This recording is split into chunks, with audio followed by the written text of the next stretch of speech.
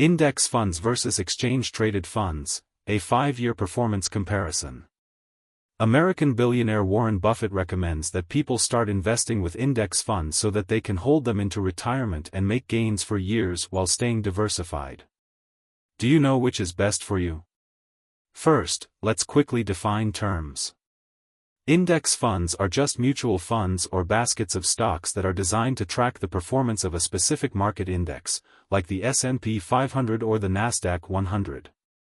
Index funds typically have lower fees compared to actively managed stock funds because there's no need for a team of analysts making buy or sell decisions.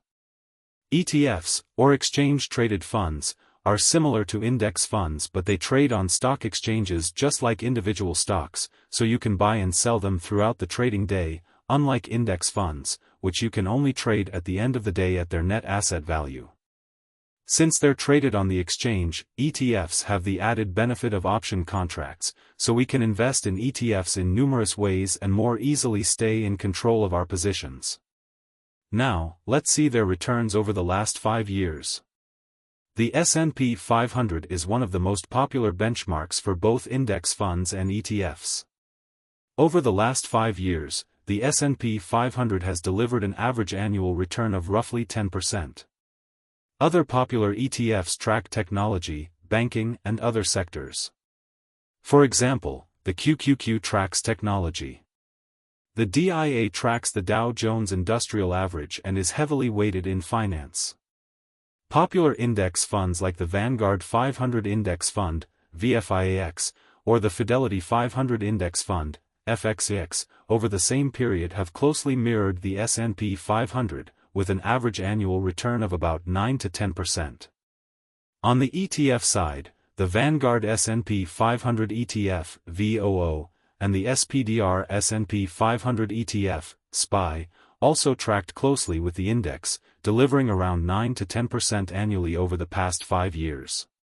So far, the performance seems pretty much the same between the two, but there's more to the story than just returns. Key differences are fees and liquidity. Index funds, like VFIAX or FXAX, typically have a small annual expense ratio of around 0.02% to 0.05%. These fees are really low because index funds just track the market and don't require active management. So, if you invest $10,000, the annual fee might only be $2 to $5. ETFs like VOO and SPY are similarly low cost, with expense ratios around 0.03%. But there's usually an extra fee. If you buy or sell ETFs, there's a trading commission or a spread, the difference between the buying and selling price, especially if you're using a brokerage that charges fees. While both index funds and ETFs are cost-effective, the fees for ETFs can be a bit higher if you're actively buying and selling. However, if you're combining your trades with options, you can quickly make up the difference. Which leads us to the issue of liquidity and flexibility. ETFs are traded throughout the day, meaning you can buy and sell them whenever the stock market is open, just like stocks. This is a huge advantage if you want to react to market news quickly or trade in and out of positions. Many ETFs also offer option contracts that trade on a one-day basis, so daily ETF option profits can be made and closed out in the same day. If you want more control over the timing of your trades, ETFs are the clear winner in terms of flexibility.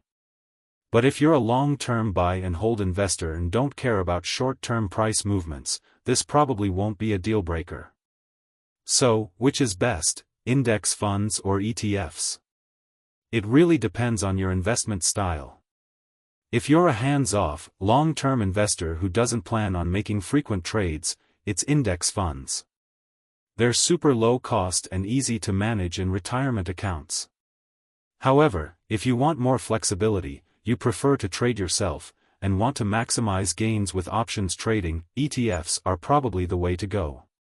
In terms of straight returns, they've been pretty much identical over the last 5 years. Both index funds and ETFs are great options for passive investors looking to grow their wealth over time because they are already diversified for you, which helps to reduce corporate risk. The decision comes down to your personal preferences in terms of trading flexibility and cost. Let me know in the comments. Are you Team Index Fund or Team ETF? Please click like and do subscribe to get more valuable investment insights.